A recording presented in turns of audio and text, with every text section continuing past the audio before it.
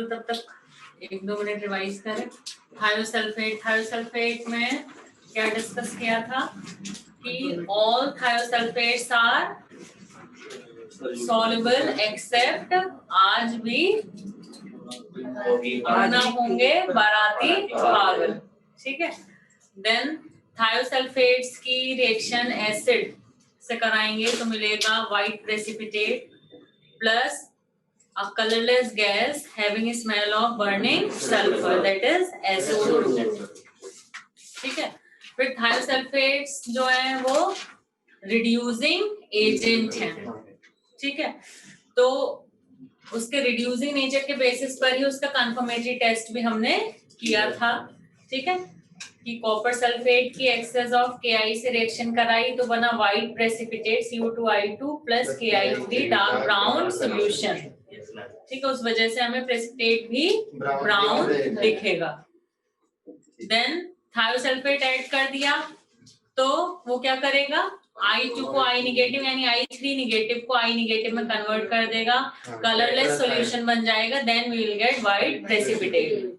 या simply Na2S2O3 plus I2, कई बार ये रिएक्शन तुम लोगों ने की है, Na2S4O6 प्लस NaI मिलता है, ठीक है, ठीक है। तो इसमें इतना हमने कर लिया था, तो कंफर्मेटरी टेस्ट भी हो गया था थायोसल्फेट का। अब उसके बाद हम थायोसल्फेट के रिड्यूसिंग नेचर की और रिएक्शंस डिस्कस करेंगे, ठीक है। तो S2O3 minus thiosulphate ion, S2O3 minus 2 strong oxidising agent के साथ विजिबल है तुम लोगों को, तो है ही। चैट बॉक्स में मेंशन कर दो विजिबल है, यस, ठीक है। स्ट्रॉन्ग ऑक्सीडाइजिंग एजेंट के साथ reaction, for example strong oxidising agent like Cl2, Br2,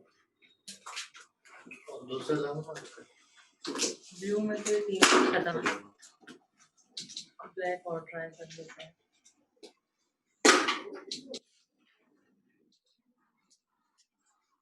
Cl2, ठीक है, Br2 और जैसे कि KMnO4 इन एसिडिक मीडियम, ठीक है,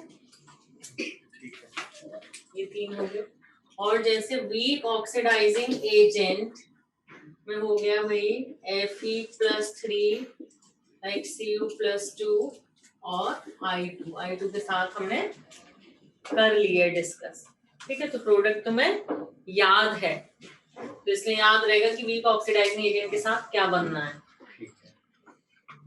थायोसल्फेट आयन या thiosulphates with strong oxidising agent give sulphur precipitate plus sulphate ion.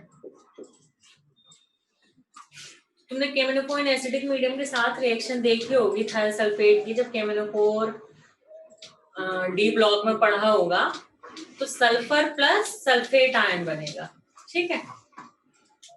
With weak oxidising agent याद ही है क्या बनना है, क्योंकि I2 के साथ बनाया तो है, टेट्रा थायोनेट आयन S4O6-2, ठीक है। विद स्ट्रॉन्ग ऑक्सीडाइजिंग एजेंट क्या मिल रहा है, sulphur plus sulphate. With weak oxidising agent क्या मिल रहा है, टेट्रा थायोनेट आयन, ठीक है। तो इधर स्ट्रॉन्ग ऑक्सीडाइजिंग एजेंट के साथ ये मिल रहा है, वीक के साथ ये मिल रहा है टेट्रा थायोनेट आयन, ठीक है। और ब्रोमाइड बन जाएगा Cl2 और Br। हाँ, Cl2 है वो Cl निगेटिव में चला जाएगा, Br2 Br negative, KMnO4 acidic medium Mn+2, ऐसी Fe+3 Fe+2 Cu+2 Cu+I2 से I निगेटिव। मेन तो ये थायोसल्फेट का प्रोडक्ट देखना था हमें, ठीक है, बाकी तो तुम्हें अंडरस्टूड ही है, HNO3 ठीक है। HNO3 स्ट्रॉन्ग वाले HNO3 स्ट्रॉन्ग वाले में तुम्हें नहीं लिखना है अभी, ठीक है। तुम्हारे सिलेबस में या तुमने जो जो थायोसल्फेट आयन की रिएक्शंस देखनी है बस वो वाले लिखे हुए हैं, ठीक है। ऐसे तो अभी बहुत सारे फिर एजेंट्स आ जाएंगे तो वो सारे नहीं लिखने। अब देखो इधर ऑक्सीडेशन नंबर में कितना चेंज हो रहा है। थायोसल्फेट कल ही हमने फाइंड किया था, सल्फर का ऑक्सीडेशन नंबर थायोसल्फेट में कितना था। ऑक्सीडेशन नंबर एवरेज कितना आ गया था, एवरेज ऑक्सीडेशन नंबर +2, ठीक है। सल्फर का कितना 0, सल्फेट कितना +6, +2 से टोटल कितना, 2 सल्फर है भाई, 2 सल्फर है तो कितना हो जाएगा +4, और यहाँ 2 सल्फर का मिला के कितना बना +6, तो +4 से +6 कितने का इंक्रीज, 2 का इंक्रीज। एन फैक्टर थोड़ी फाइंड कर रही हूँ, एन फैक्टर नहीं फाइंड कर रही मैं, क्या फाइंड कर रही हूँ कितने इलेक्ट्रॉन का लॉस या गेन हुआ है बस। अभी एन फैक्टर थोड़ी फाइंड कर रही हूँ। तो 4 से कितना 6, 2 का इंक्रीज मतलब कितने इलेक्ट्रॉन, 2 लूज हुए, 2 इलेक्ट्रॉन लूज हुए। अब यहाँ देखो +2 से यहाँ पर कितना था, एक सल्फर का 2.5, 2 का 4 हो गया तो यहाँ कितना हो गया 5, ठीक है। तो यहाँ कितना लूज हुआ है 1, तो समझ में आया। तो स्ट्रॉन्ग ऑक्सीडाइजिंग एजेंट क्यों है वो, क्योंकि भैया वो तो 2 इलेक्ट्रॉन लूज करवा दे रहे हैं और ये 1 ही करवा पा रहे हैं, तो इसलिए स्ट्रॉन्ग और वीक के हिसाब से अलग अलग प्रोडक्ट हो गए। क्लियर है। और ऐसा नहीं है कि अब हर एक रिएजेंट का इसी हिसाब से प्रोडक्ट आ जाएगा। ये तो जितने रिएजेंट तुम्हें बताए स्ट्रॉन्ग और वीक के हिसाब से तुम कैटेगराइज करके इन्हें याद कर लोगे। हर जगह ही हर रिएजेंट के साथ ही इसी के अकॉर्डिंग होगा ऐसा नहीं है, बस जितना बताया जा रहा है वो उतना तुम उस कॉन्सेप्ट के अकॉर्डिंग याद रख लोगे, ठीक है। हर एक के केस में ही ऐसा हो जाएगा ऐसा कुछ नहीं है। क्लियर।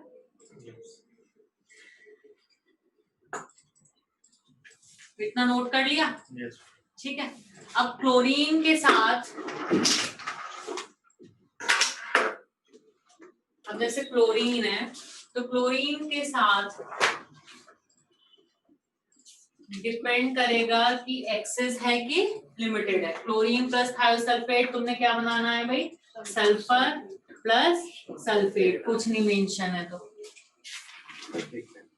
विजिबल है, क्लियरली विजिबल है, बोर्ड राइटिंग, ठीक है। But if chlorine is excess, but if chlorine is excess then तब हमें प्रोडक्ट मिलेगा HSO4 negative bisulphate. Chlorine thiosulphate को ऑक्सीडाइज कर रहा है और क्या बना रहा है, सल्फर प्लस सल्फेट। अगर क्लोरीन एक्सेस में होता तो मतलब कि सल्फेट ही मिल जाता, ये वाला सल्फर भी ऑक्सीडाइज हो जाता, ठीक है। तो हम एक्सपेक्ट कर रहे थे कि सिर्फ सल्फेट मिल जाना चाहिए, लेकिन जब क्लोरीन एक्सेस में है तो सॉल्यूशन में Cl2 प्लस वाटर HCl भी कैसा हो जाएगा, मतलब एक्सेस में, HCl भी एक्सेस में हो गया मतलब कॉन्सेंट्रेटेड हो गया। फिर HCl क्या करेगा, सल्फेट आयन को क्या दे देगा, H दे देगा और क्या बन जाएगा बाइसल्फेट। तो कुछ नहीं मेंशन है तो sulphur plus sulphate, chlorine excess mention है तो ध्यान रखना है बाय सल्फेट। इतनी बात क्लियर है। तो जो क्वेश्चन तुम लोग बता रहे थे कि क्लोरीन के साथ थायोसल्फेट क्या बनाएगा, वो क्या था क्वेश्चन, मतलब क्या क्लोरीन एक्सेस या कुछ मेंशन था।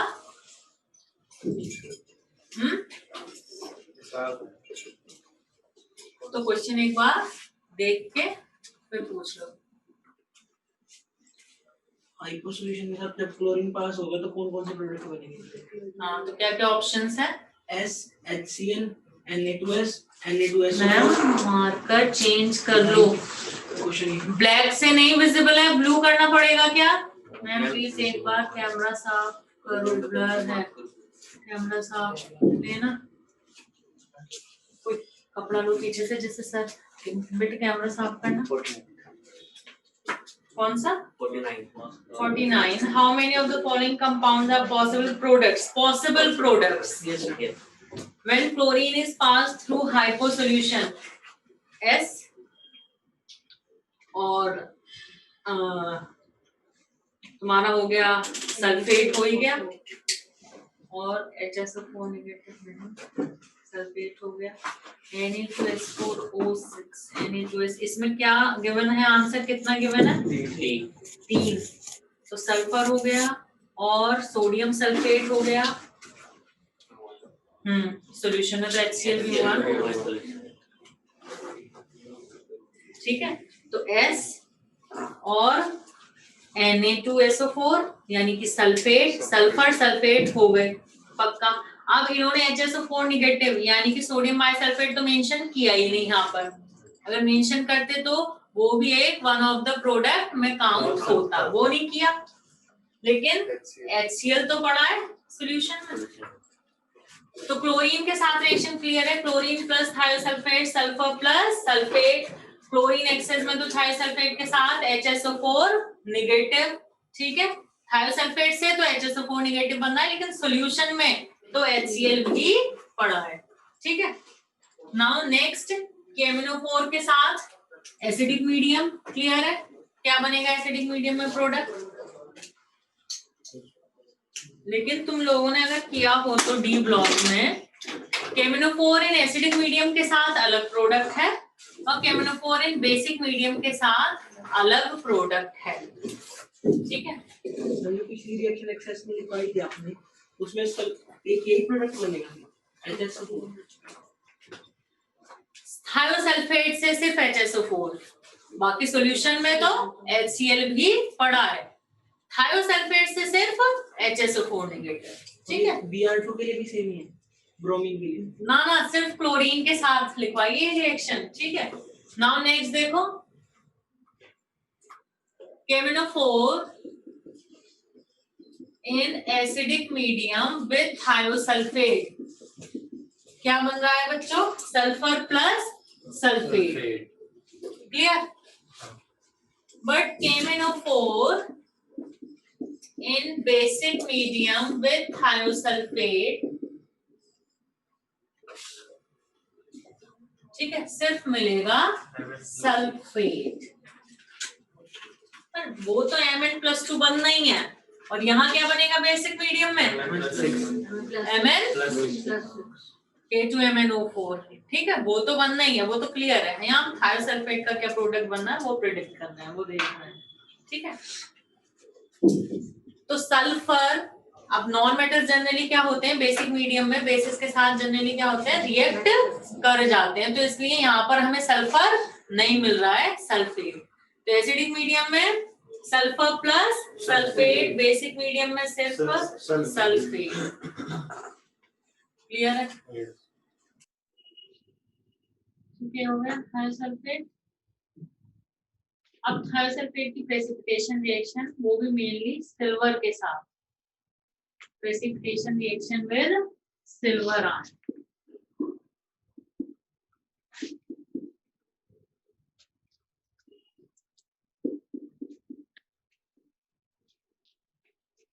बात क्लियर है? समझ में आ गई? नोट कर लिया सबने?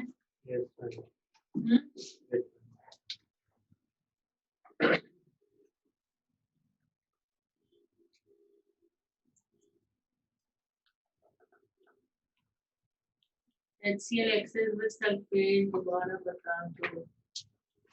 अच्छा हाँ कि chlorine plus thiosulphate, but chlorine अगर एक्सेस में है तो क्लोरीन एक्सेस में है तो हमने एक्सपेक्ट किया कि सल्फेट बनना चाहिए, क्योंकि क्लोरीन विथ थायोसल्फेट क्या बनना है, सल्फर प्लस सल्फेट। अब क्लोरीन काफी ज्यादा है तो भाई उसने सल्फर को भी ऑक्सीडाइज कर दिया और हमें क्या मिला, सिर्फ सल्फेट, ऐसा हमें लगा, प्रिडिक्ट किया हमने। बट क्लोरीन एक्सेस में है तो सोल्यूशन में आ गया HCl एक्सेस में, HCl एक्सेस में आ गया तो उसने क्या किया, सल्फेट को H दिया और क्या बन गया, HSO4 निगेटिव। क्लियर है केशव, क्लियर है?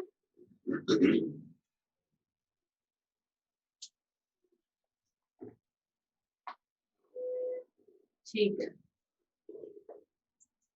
अब सिल्वर के साथ देखो प्रेसिपिटेशन रिएक्शन।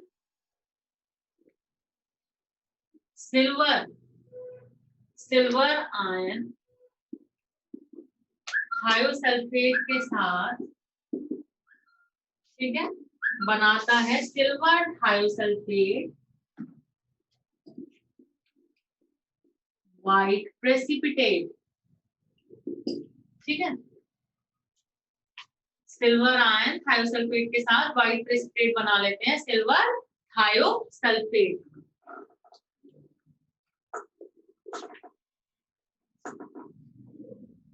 ठीक है,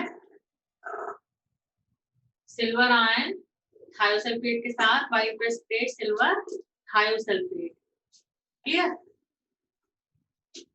बट ये व्हाइट प्रेसिपिटेट टर्न होने लगता है ब्लैक प्रेसिपिटेट। ठीक है, क्योंकि silver thiosulphate on reaction with water forms black precipitate Ag2S और प्लस सल्फेट आयन, मतलब सॉल्यूशन में तुम लिख सकते हो H2SO4। ठीक है,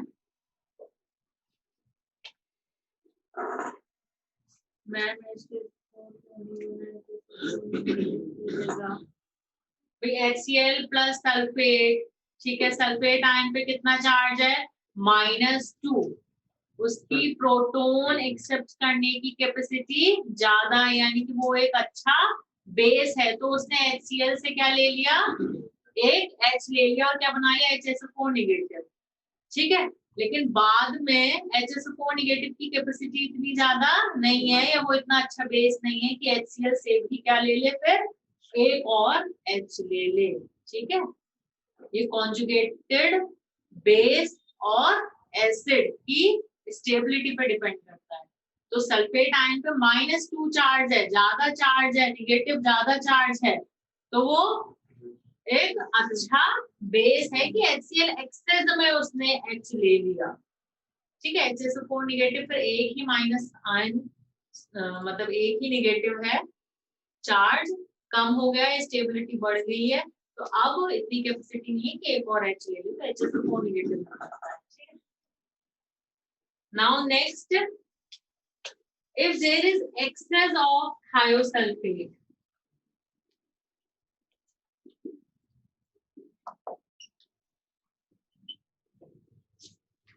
excess of thiosulfate, तो क्या होगा, silver ion in presence of excess of thiosulfate forms soluble complex। और वो कॉम्प्लेक्स क्या है, AgH2O3 का ट्वाइस, इस पे कितना निगेटिव आएगा बताओ, कोई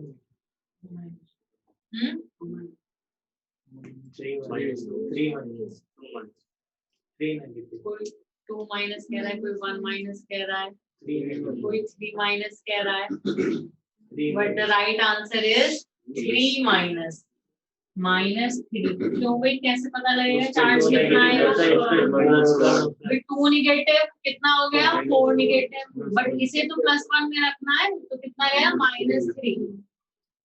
तो ऐसे क्वेश्चन पूछा जा सकता है कि silver ion excess of thiosulphate के साथ कॉम्प्लेक्स बनेगा और तुम्हें दे दिया ऑप्शंस, और क्या कर दिया, कभी यहाँ का नंबर चेंज कर दिया और कभी ये चार्ज चेंज कर दिया और 4 कॉम्प्लेक्स दे दिए तुम्हें ऐसे बनाकर। तो रिमेम्बर 2 कोऑर्डिनेशन नंबर, ठीक है, और यहाँ -3। ठीक है, 2 है चार्ज तो 4 हो जाएगा कोऑर्डिनेशन नंबर। ठीक है, 4 कोऑर्डिनेट बॉन्ड बना लेना, सिल्वर के साथ, तो AgH2O3 ट्वाइस और -3, तो चार्ज का ध्यान रखिए -3, और याद रखना कोई इतनी बड़ी बात नहीं है चार्ज, क्यों, और कोऑर्डिनेशन नंबर 2 ये सॉरी, जैसे AgNH3 twice Cl negative, silver का कोऑर्डिनेशन नंबर 2, सिल्वर का कोऑर्डिनेशन नंबर 2, तो थायोसल्फेट 2 और सिल्वर को ऑक्सीडेशन नंबर 1 देना है, तो चार्ज हो गया -3, ठीक है। अगर इसे, ये सॉल्युबल है, सॉल्युबल फॉर्म से क्लियर सॉल्यूशन बनेगा यहाँ पर। इस सॉल्यूशन को भी कर दिया जाए बॉईल, तो भी मिलेगा ब्लैक प्रेसिपिटेट, किसका, Ag2S ब्लैक। +2 में नहीं रहता,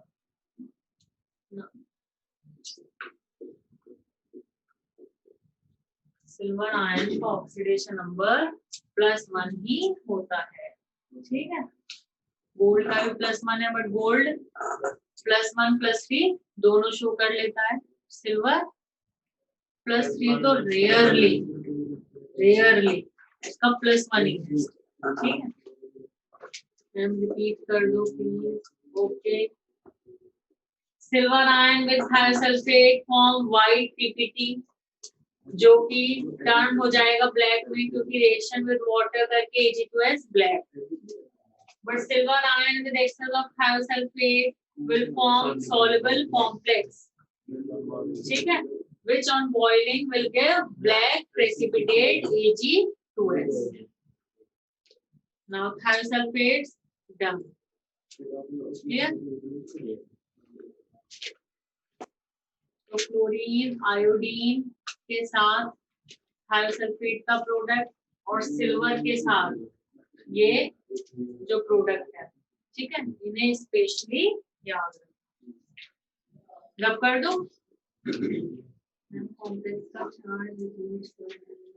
कॉम्प्लेक्स पे चार्ज -3, कॉम्प्लेक्स पे चार्ज -3, क्योंकि ये हो गया -4 और ये हो गया -3, तभी तो सिल्वर पर आएगा +1। तुम्हें याद रखना है कि सिल्वर पे तुम्हें +1 रखना है, तो +1 रखने के लिए यहाँ कितना नेगेटिव आना चाहिए, बस, ठीक है, रब कर दें।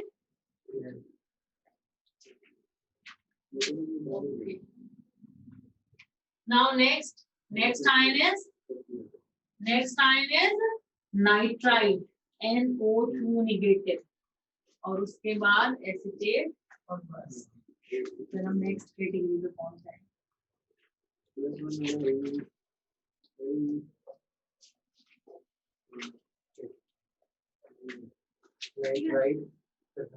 NO2 negative, next is nitrite, कौन सा नंबर है ये, 5th,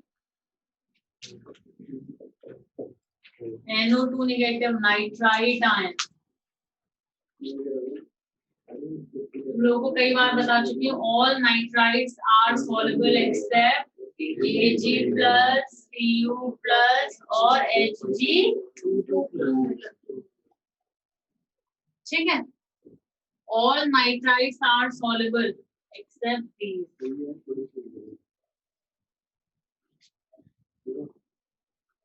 Now nitrite in acidic medium,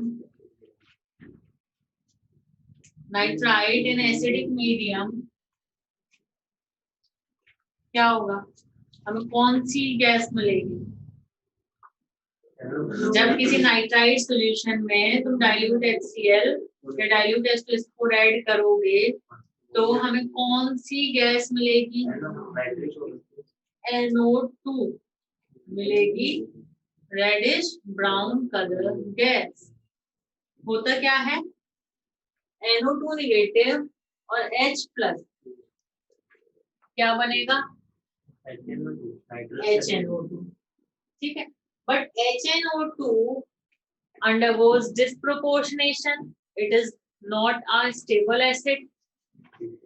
जैसे कि जब तुम्हें बेंजीन डाइजोनियम क्लोराइड बनाना होता है तो वहां पर नाइट्रस एसिड की जरूरत होती है, बट लैब में ऑलरेडी प्रिपेयर्ड HNO2 यूज नहीं किया जाता है।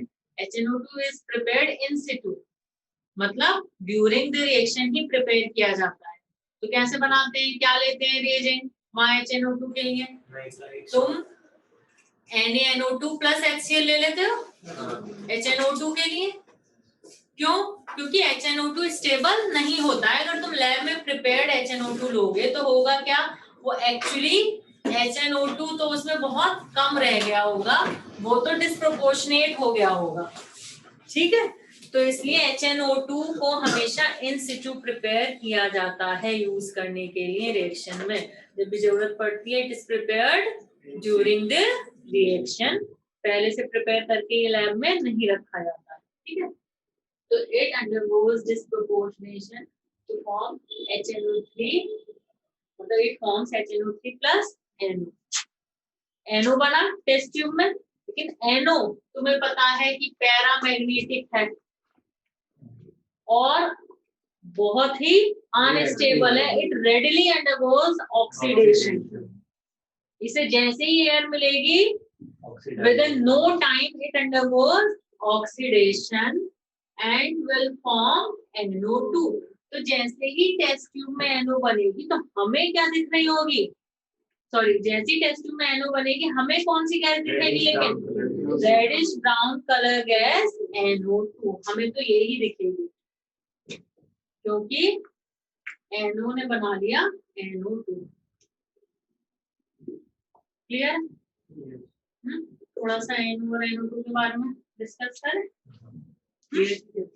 है बेटा? एयर की क्या जरूरत? HNO3 भी ऑक्सीडाइजिंग एजेंट है। HNO3 भी ऑक्सीडाइजिंग एजेंट है, और NO तो गैस है ना, वो सॉल्यूशन में रही थोड़ी जो नाइट्रिक एसिड के साथ रिएक्ट कर पाए, इसलिए एयर बोल रही हूँ। तो जैसी NO निकली टेस्ट ट्यूब से या सॉल्यूशन से, जैसी बाहर आई उसे क्या मिली, एयर, ठीक है। NO NO2 दोनों ही कैसी हैं, पैरामैग्नेटिक, दोनों ही कैसी हैं, पैरामैग्नेटिक।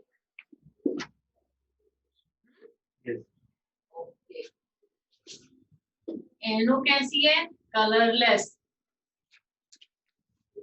बट NO2 कैसी है, रेडिश ब्राउन।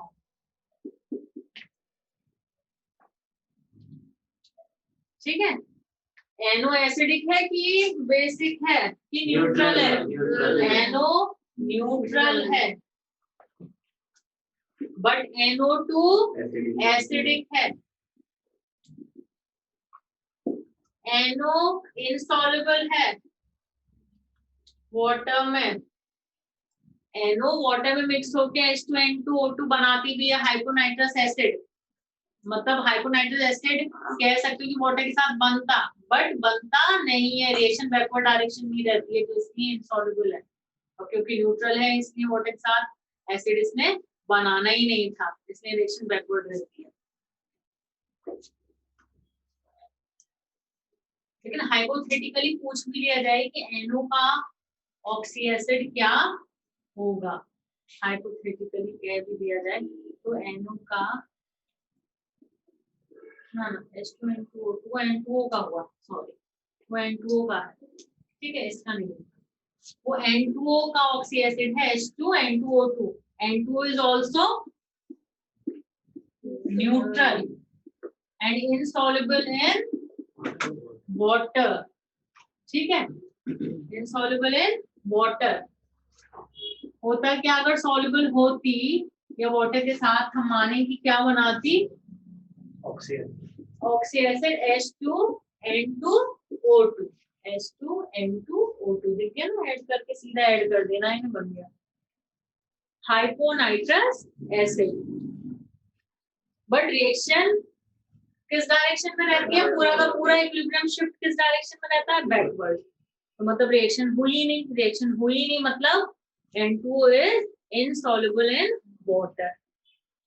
अगर N2O वाटर में सॉल्युबल होती और ये ऑक्सी एसिड बना रही होती तब तो N2 एसिडिक नेचर की होती, लेकिन वाटर के साथ ये ऑक्सी एसिड नहीं बनाती, तो इसलिए N2O इज आल्सो न्यूट्रल। तो N2NO न्यूट्रल है, NO2 एसिडिक है। NO2 वाटर के साथ क्या बनाती है, एसिडिक है तो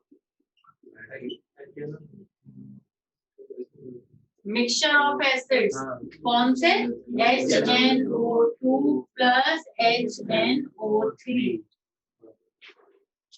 और HNO2 तो डिस्प्रोपोर्शनेट होके HNO3 और NO बना लेता है, तो you can also right product here HNO3 plus NO।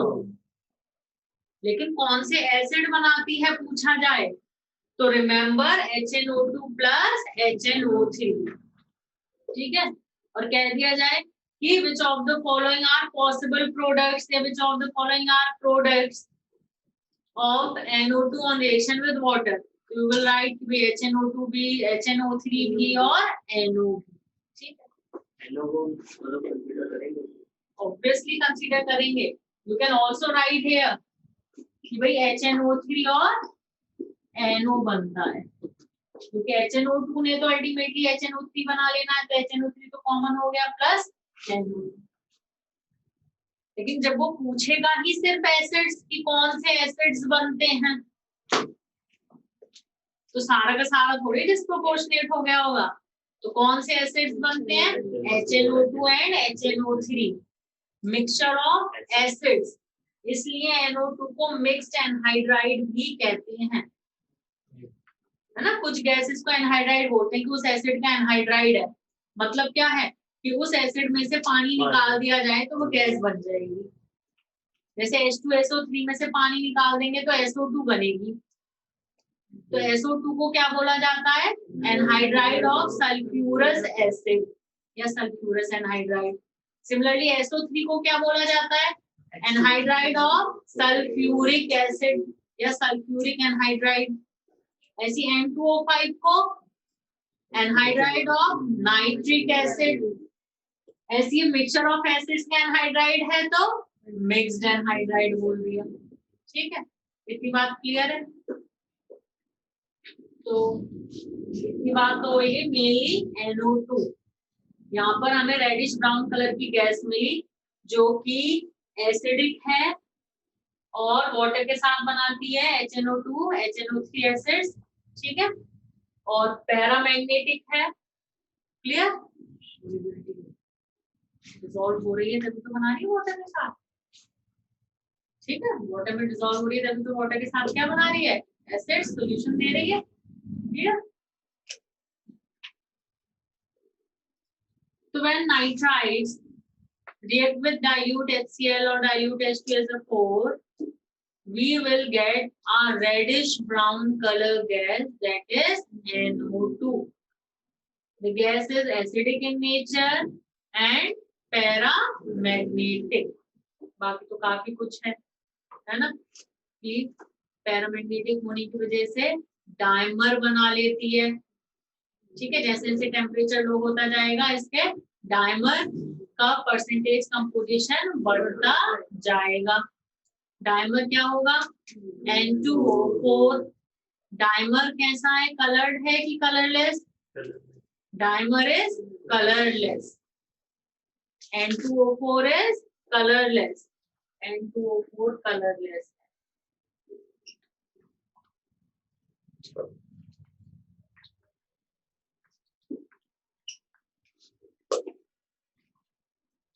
ठीक है। जो NO2 का डायमर है वो ऐसा नहीं है कि गैसियस स्टेट में नहीं मिलेगा, NO2 सॉलिड और लिक्विड स्टेट में, NO2 is soluble in water, yes NO2 is soluble in water, water के साथ एक करके क्या बना रही है, एसिड्स, सॉल्यूशन बन रहा है, ठीक है।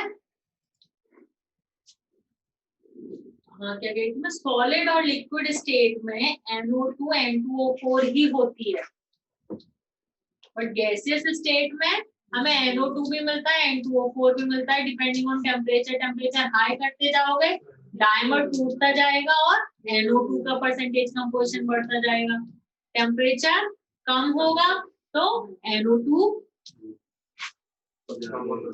का परसेंटेज कंपोजिशन कम होता जाएगा, N2O4 का बढ़ता जाएगा। क्लियर है?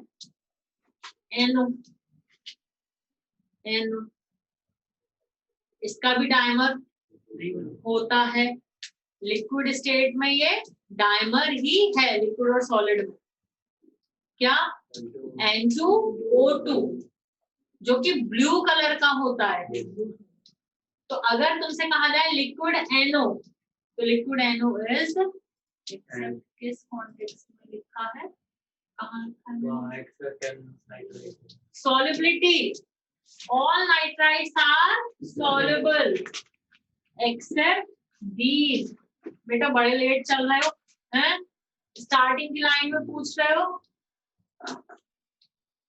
मेंशन स्टार्टिंग में ही कर दिया था ये, तो नोट नहीं किया है क्या?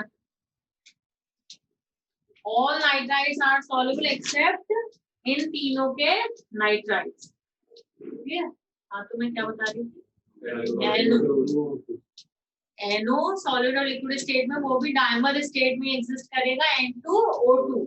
तो अगर कहा जाए liquid NO, liquid NO is blue in colour, liquid NO is blue in colour. और कोई नाइट्रोजन का ऑक्साइड है जो ब्लू कलर का है? N2O3, N2O3। नाइट्रोजन का ऑक्साइड्स पता है सारे? हैं? 1 2 4 तो लिख दिए, 3 तो लिख दिए। अभी N2O5 की मैंने बात की थी, एक बच रहा है N2O3। NO, N2O, N2O3 हो गया, NO2 और N2O4, N2O5। ठीक है? ये दोनों न्यूट्रल होते हैं और बाकी सारे एसिडिक होते हैं। ठीक है? ये पैरामैग्नेटिक है और NO2 पैरामैग्नेटिक है। ठीक है? बाकी सारे डायमैग्नेटिक। ठीक है? और इसका जो डाइमर होगा ऑब्वियसली वो भी क्या है? डायमैग्नेटिक है ना? ऐसे ये भी डायमैग्नेटिक है। इतनी बात क्लियर है? हैं? अब ब्लू कलर के कौन कौन से हैं? N2O3 जो है वो ब्लू कलर का लिक्विड है। ठीक है? कहीं ब्लू कलर का लिक्विड मेंशन है, कहीं ब्लू कलर का सॉलिड मेंशन है। एनसीईआरटी में मेरे ख्याल से ब्लू कलर का सॉलिड मेंशन है -30 डिग्री सेल्सियस पर। ठीक है? तो N2O3 is blue colour liquid और solid depending on temperature. Temperature जितना कम होता जाए, है ना, बहुत कम हो जाएगा तो सॉलिड बन जाएगा। रूम टेम्परेचर पे तो ऐसा N2O3 एग्जिस्ट नहीं करता। क्यों? क्योंकि ये रूम टेम्परेचर पर विजिबल है, दिख रहा है। रूम टेम्परेचर पर ये NO और NO2 में टूट जाता है। रूम टेम्परेचर पर तो ये NO और NO2 में टूट जाता है। तो इसलिए इसके साथ हमेशा मेंशन होगा कि N2O3 is blue liquid at -30 degree Celsius, यानी कि बहुत कम टेम्परेचर पर हमें N2O3 मिल रहा होता है। अदरवाइज ये मिक्सचर होता है NO और NO2 का रूम टेम्परेचर पर। ठीक है? क्लियर है इतनी बात? तो ब्लू कौन कौन से हो गए? ब्लू लिक्विड, N2O3 और N2O2, ये ब्लू है। ठीक है? NO2 ब्राउन कलर की गैस है। बाकी क्या बचा? N2O5 व्हाइट क्रिस्टलाइन सॉलिड है। N2O5 है व्हाइट क्रिस्टलाइन सॉलिड। ठीक है? ये दोनों क्योंकि न्यूट्रल है तो इन्होंने ऑक्सी एसिड बनाना नहीं है। लेकिन हाइपोथेटिकली N2O का पूछ भी लिया जाए तो तुम कहोगे H2N2O2 हाइपोनाइट्रस एसिड। ठीक है? N2O3 वाटर के साथ क्या बनाएगा? HNO2। ये क्या बनाएगा वाटर के साथ? HNO3। और ये इन दोनों के बीच में तो क्या बनाएगा? मिक्सचर HNO2 और HNO3। क्लियर है? कुछ समझ नहीं आ रहा हो तो पूछ लेना अभी। N2O3 इज ब्लू कलर, क्या लिखा है जो खुद को दूर दूर तक भी ना पता हो ना, और काम का भी ना हो, वो पूछने में लगे रहेंगे। Ma'am N2O2 is also dimer, N2O2 dimer ही तो है NO का, तभी तो डबल हो गया ऑक्सीजन भी और नाइट्रोजन भी। N2 this blue colour at what temperature?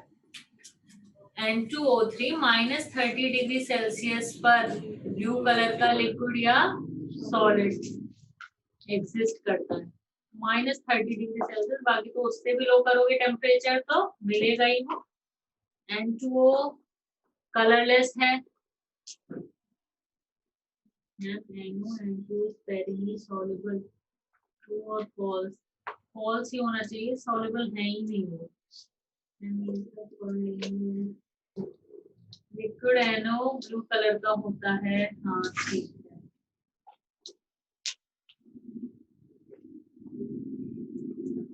ठीक है, चलो। तो nitrites on reaction with acid give NO2 reddish brown color gas. Now next, अब आगे देखो, रेडिश ब्राउन कलर की गैस मिलेगी, ठीक है। अब इसका हम देखेंगे कंफर्मेटरी टेस्ट। तो कंफर्मेटरी टेस्ट नाइट्राइट्स के लिए भी ब्राउन रिंग टेस्ट ही होता है। नाइट्रेट्स के लिए ब्राउन रिंग टेस्ट पढ़ा है नाइट्रेट्स को कंफर्म करने के लिए, बट नाइट्राइट के लिए भी ब्राउन रिंग टेस्ट ही होता है, ठीक है। तो जो ये नाइट्राइट आयन मतलब नाइट्राइट का सॉल्यूशन है टेस्ट ट्यूब में, उसमें हम ऐड कर देंगे freshly prepared ferrous sulphate solution, ठीक है। टेस्ट ट्यूब में हमने नाइट्राइट का सॉल्यूशन लिया और उसमें क्या ऐड किया, freshly prepared ferrous sulphate solution. और टेस्ट ट्यूब की वॉल से वॉल के सहारे थोड़ा सा 2 और 3 ड्रॉप्स हम 1 to 2 ड्रॉप ऐड करेंगे डाइल्यूट H2SO4, कॉन्सेंट्रेटेड नहीं, क्योंकि कॉन्सेंट्रेटेड सेकेंड कैटेगरी है और सेकेंड कैटेगरी में नाइट्रेट आयन है। तो तुमने कॉन्सेंट्रेटेड डाल दिया तो तुम्हें नहीं पता लगेगा कि नाइट्राइट आयन की वजह से आया है टेस्ट या नाइट्रेट की, क्योंकि कॉन्सेंट्रेटेड के साथ नाइट्रेट आयन भी टेस्ट देगा और नाइट्राइट अगर हुआ तो वो भी दे देगा। तो इसलिए जब नाइट्राइट आयन के लिए चेक करोगे तो डाइल्यूट ही एसिड ऐड करोगे। अगर नाइट्राइट आयन होगा तो टेस्ट आएगा, नहीं होगा तो नहीं, क्योंकि डाइल्यूट के साथ नाइट्रेट आयन टेस्ट नहीं होगा, ठीक है। अब ये H2SO4 आया, एक लेयर इसकी आ गई, ठीक है। अब दोनों लेयर के बीच होगी रिएक्शन और रिएक्शन से ब्लू कलर का कॉम्प्लेक्स बनेगा, ठीक है। अब जब ये H2SO4 आ रहा है यहाँ से और ऐसे करके ये फैलना शुरू होगा और जैसे ही दोनों लेयर कांटेक्ट में आएंगी रिएक्शन शुरू हो जाएगी, ठीक है। तो जैसे जैसे ये फैलेगा वो कॉम्प्लेक्स बनता जा रहा है, फैलता जा रहा है। तो हमें वो ब्लू कलर का कॉम्प्लेक्स किस फॉर्म में दिखता है, रिंग की फॉर्म में। तो बोलते हैं ब्राउन, क्या बोला मैंने, ब्लू बोल दिया, sorry, brown ring test. Brown colour का कॉम्प्लेक्स बनता जाएगा वो ऐसे ऐसे, ठीक है, और वो रिंग से दिखने लगेगी तो हम बोलते हैं ब्राउन रिंग टेस्ट, ठीक है। अब क्या है रिएक्शन, NO2 नेगेटिव, ठीक है, एसिड मिला उसे तो क्या बना, HNO2, ठीक है। HNO2 क्या करेगा, Fe+2 के साथ रिएक्शन करेगा Fe+3 plus NO। Ferrous sulphate को किसमें कन्वर्ट करेगा, ferric sulphate plus NO। HNO2 oxidising agent भी है, रिड्यूसिंग एजेंट भी है, डिपेंड करेगा किसे ऑक्सीडाइज करता है किसे रिड्यूस। तो Fe+2 को Fe+3 प्लस NO, ये NO फेरस सल्फेट के साथ कॉम्प्लेक्स बना लेगी ब्राउन कलर का।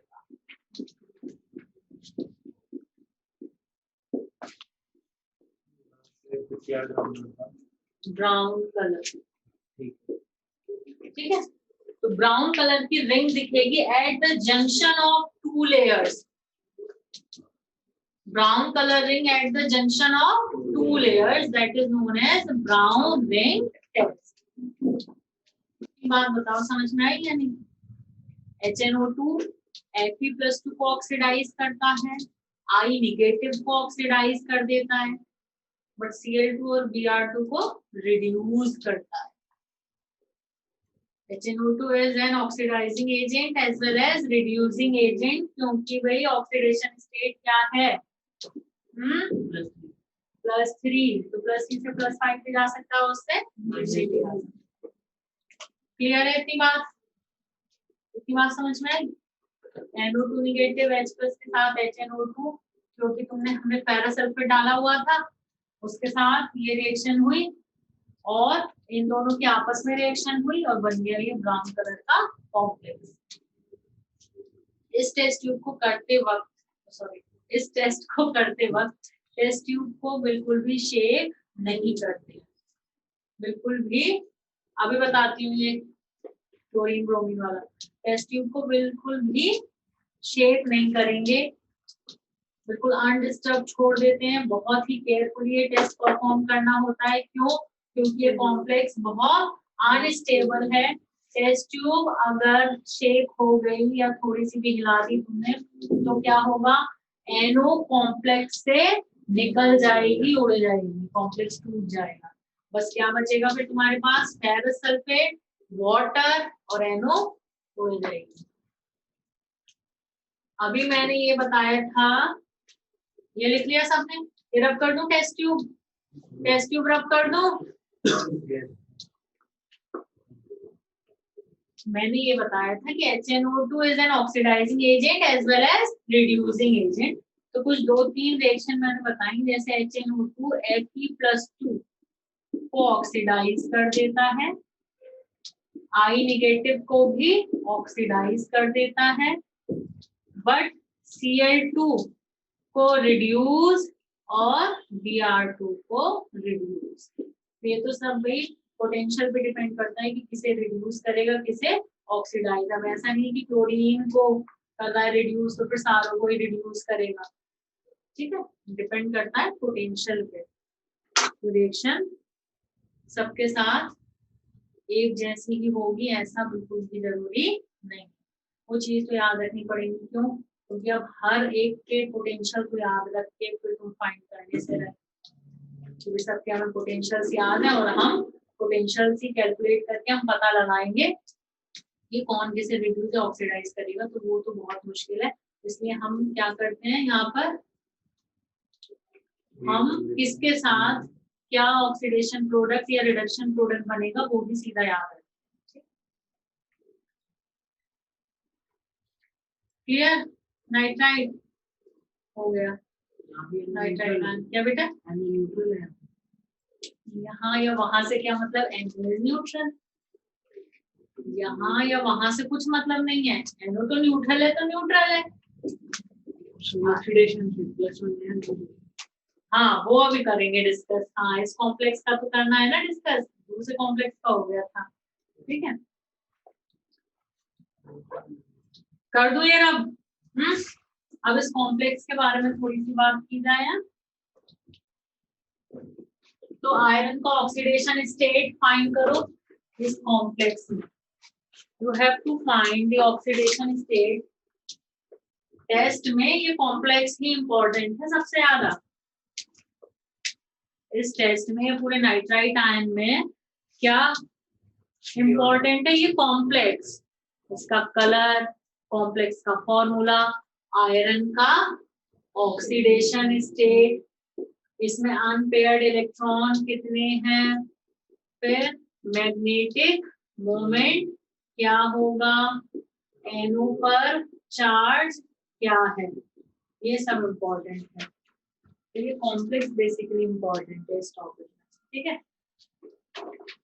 तो फाइंड करो ऑक्सीडेशन स्टेट। तो सबसे पहले NO पर चार्ज क्या होगा, अगर ये पता है तभी हम आयरन का ऑक्सीडेशन स्टेट फाइंड कर पाएंगे। तो अभी तक तो समझ में आई है, जब इस बेस की बात हो रही है यानी NO पर चार्ज है, कितना है भाई, NO पर +1। तो फिर आयरन का ऑक्सीडेशन स्टेट क्या है यहाँ पर, आयरन +1। तब उसमें अनपेयर्ड इलेक्ट्रॉन कितने, मैग्नेटिक मोमेंट क्या होगा,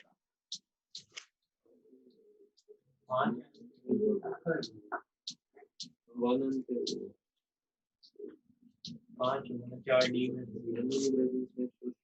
अनपेयर्ड इलेक्ट्रॉन कितने हैं आयरन के पास, एक, कोई कह रहा है एक,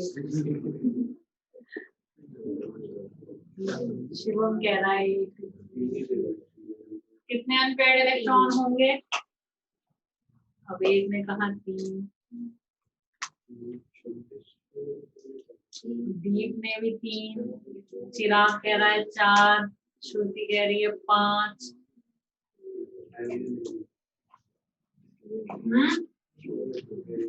देखो इधर, NO पर अगर चार्ज नहीं है तो आयरन का ऑक्सीडेशन स्टेट +2 होगा। ठीक है, आयरन की इलेक्ट्रॉनिक कॉन्फ़िगरेशन है 4s2 और ये 3d6, +2 मतलब 4s, क्लियर, ये होता है।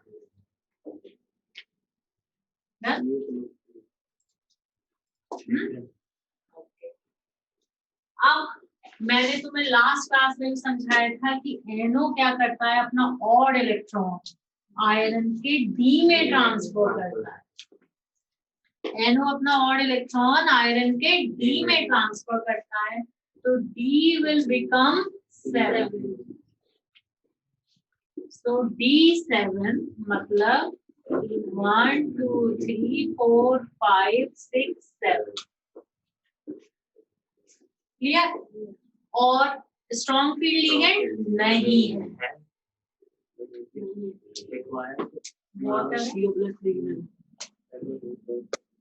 ठीक है, तो स्ट्रॉन्ग फील्ड लिगेंड नहीं है। वो तो कोई कोई लिगेंड किसी किसी के साथ करता है, तो वो तो उस पर्टिकुलर कैटाइन की वजह से हुआ ना, तो यहाँ पर नहीं, यहाँ पर पेयरिंग नहीं होगी। तो कितने अनपेयर्ड इलेक्ट्रॉन है, 3, और 3 अनपेयर्ड इलेक्ट्रॉन के हिसाब से मैग्नेटिक मोमेंट फाइंड कर, ठीक है। तो अनपेयर्ड इलेक्ट्रॉन 3, मैं तुम्हें लास्ट क्लास में बात बता रही थी कि तुम सीधा +1 से कर देते, है ना, तो +1 है ये नो प्लस। मैंने तुम्हें एक बात बताई थी कि तुम सीधा आयरन +1 है और अंदर तुम इस हिसाब से तुम फाइंड करने लग जाओगे, तो अनपेयर्ड इलेक्ट्रॉन गलत आएंगे। कैसे भाई, 3d6 4s2 +1 से तुमने कर दिया कि भाई हो गया 4s1, तो कितने अनपेयर्ड इलेक्ट्रॉन आ जाते, 5, तो आंसर होता रॉन्ग। समझ में आई बात, तो ये चीज गलत। अब समझ में आ गया कि मैं उस दिन क्या कहना चाह रही थी। तो तुम्हें यहाँ पर कॉन्सेप्ट याद रखना है कि NO अपना ऑड इलेक्ट्रॉन आयरन के D में ट्रांसफर करता है। NO अपना ऑड इलेक्ट्रॉन आयरन के D में ट्रांसफर करता है, क्लियर है बात। तो पिछला जो कॉम्प्लेक्स था वो तो बाई चांस ऐसा था कि तुम चाहे सीधा डायरेक्टली जो ऑक्सीडेशन स्टेट है उससे करते या उस पूरे कॉन्सेप्ट के अकॉर्डिंग करते, वो सेम ही बन रहा था, तो वहां कंफ्यूजन कुछ नहीं था। बट यहाँ पर हमें प्रॉपर्ली ध्यान रखना है कि +1 ऑक्सीडेशन स्टेट मतलब इलेक्ट्रॉनिक कॉन्फिगरेशन ये नहीं बनेगी, आयरन +1 की यहाँ पर क्या बनेगी,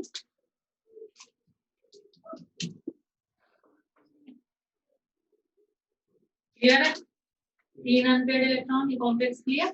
ब्राउन कलर का कॉम्प्लेक्स क्या है, Fe(H2O5NO)SO4, ओके। और आयरन +1 ऑक्सीडेशन स्टेट में है, NO पर +1 चार्ज है और NO अपना ऑड इलेक्ट्रॉन आयरन के डी में ट्रांसफर करता है, तो अनपेयर्ड इलेक्ट्रॉन बन जाते हैं 3।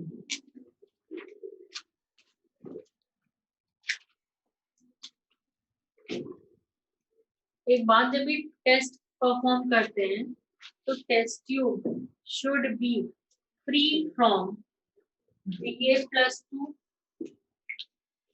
Sr+2 Eb+2 इन आयन से फ्री होनी चाहिए, इन आयन से फ्री होनी चाहिए।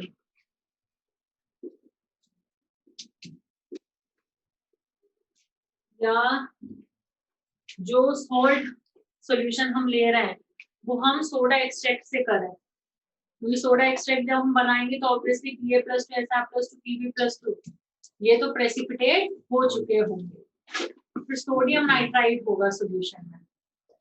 ठीक है, क्यों? क्योंकि हमने ब्राउनिंग टेस्ट करने के लिए FeSO4 ऐड किया है।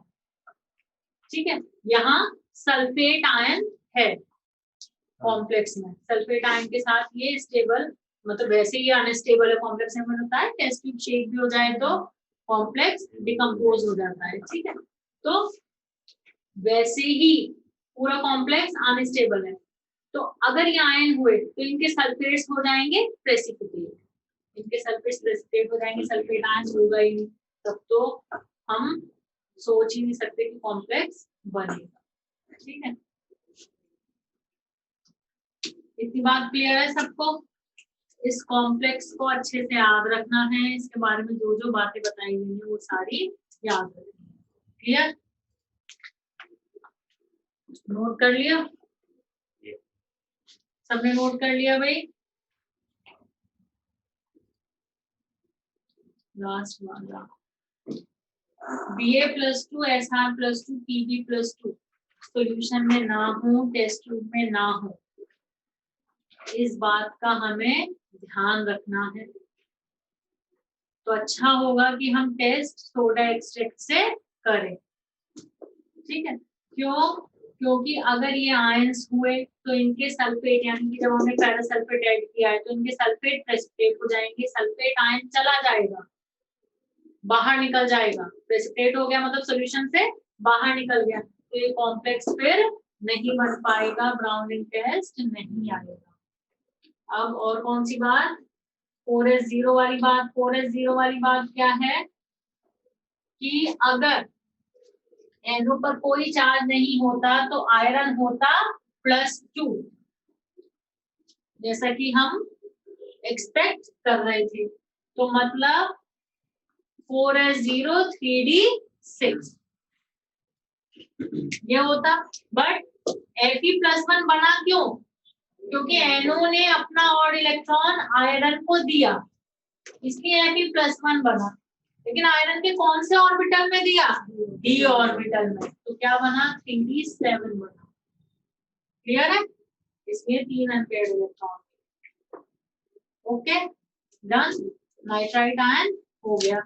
ठीक है, now next and last of this category acetate. कर दो राव, हेडिंग तो डाल, वैसे एसीटेट आयन तो हेडिंग डालते ही खत्म रिएक्शन के बाद।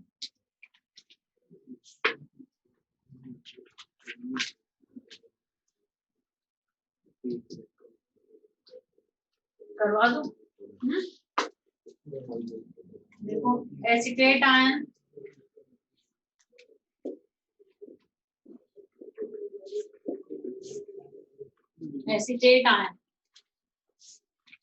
जब एसीटेट सॉल्यूशन में डाइल्यूट एसिड ऐड करोगे, ठीक है, तो हमें आएगी vinegar like smell. Vinegar like smell क्यों? Due to the formation of acetic acid vapours acetic acid. तो एसिटिक एसिड क्या है? सॉरी, विनेगर क्या है? 5 to 8% acetic acid solution, dilute acetic acid solution. तो विनेगर से जो स्मेल आ रही होती है वो बेसिकली किसकी वजह से आ रही होती है? एसिटिक एसिड, क्योंकि विनेगर है क्या? एसिटिक एसिड और वाटर। वाटर तो ऑर्डरलेस है, तो स्मेल किसकी है? एसिटिक एसिड की। तो एसिटिक एसिड सॉल्यूशन में जब डाइल्यूट एसिड ऐड करेंगे तो हमें विनेगर की स्मेल आएगी due to the formation of vapours of acetic acid. Clear? Confirmatory test देख लो, कंफर्मेटरी टेस्ट। सॉल्यूशन जो है ये एसिटेट आयन सॉल्यूशन, इसमें हम Fe+3 ऐड करेंगे, मतलब फेरिक क्लोराइड ऐड कर दिया FeCl3 सॉल्यूशन, तो हमें ब्लड रेड कलर मिल जाएगा, ब्लड रेड कलर।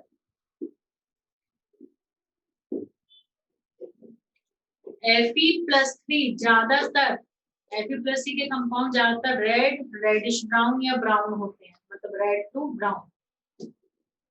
जैसे ferric hydroxide reddish brown, rust reddish brown, ठीक है। Fe2O3 हाइड्रेटेड Fe2O3 या रस्ट तो reddish brown, Fe2O3 reddish brown. Ferric acetate blood red, ऐसी ferric thiocyanate blood red, but FeCl3 yellow, FeCl3 yellow, याद रखना। इसने बोल रही ज्यादातर Fe+3 के कंपाउंड्स रेड टू ब्राउन होते हैं, बट FeCl3 येलो, ठीक है। तो एसिटेट आयन सॉल्यूशन, उसमें FeCl3 ऐड करोगे या Fe+3 आयन ऐड करोगे तो क्या मिलेगा? Blood red colour due to the formation of ferric acetate. Clear?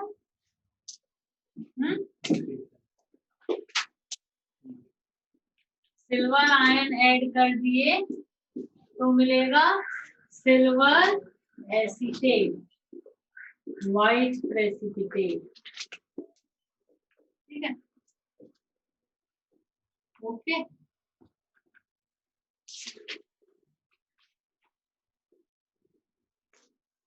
बस खत्म फर्स्ट कैटेगरी, ठीक है। एनायंस फर्स्ट कैटेगरी यानी कि एसिडिक रेडिकल्स की फर्स्ट कैटेगरी खत्म हो गई डाइल्यूट एसिड के साथ, ठीक है। अब सेकंड कैटेगरी करेंगे, और जो होमवर्क दिया था वो फर्स्ट कैटेगरी के बेसिस पर ही था, तो वो होमवर्क कर लेना।